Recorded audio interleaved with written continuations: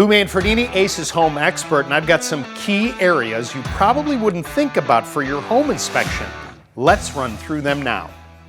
Start the inspection off on the right foot with a correctly labeled fuse box. The last thing you want is to frustrate or delay this process.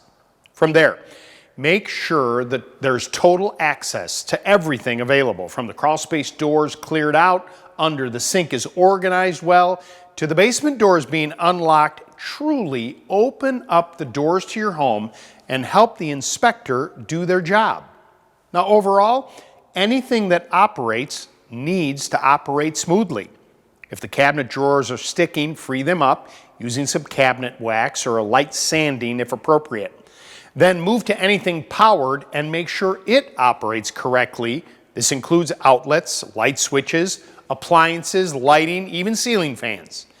Then move to things that lock, like doors and windows. Now, if the doors are squeaky, spray on some lightweight oil to adjust any issues if they're misaligned.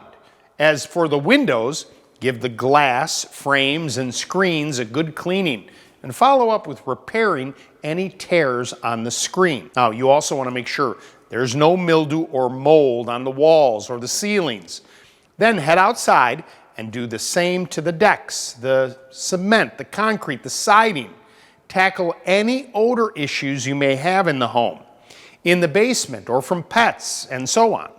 Adding a product like Fresh Wave will bring a good neutral odor to your home.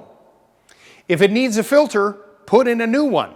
From the fridge to the furnace, replacing the filters is key to good housekeeping. Ensure the right GFCI outlets are in the kitchen and bathroom, have the right spacing from water sources, and are operating properly. Check your plumbing to ensure it's running smoothly.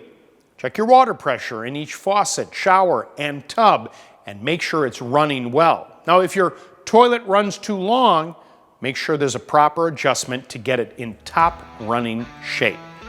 That's my list. If you need help with the toilet that runs too long, my video on fixing that is coming up next.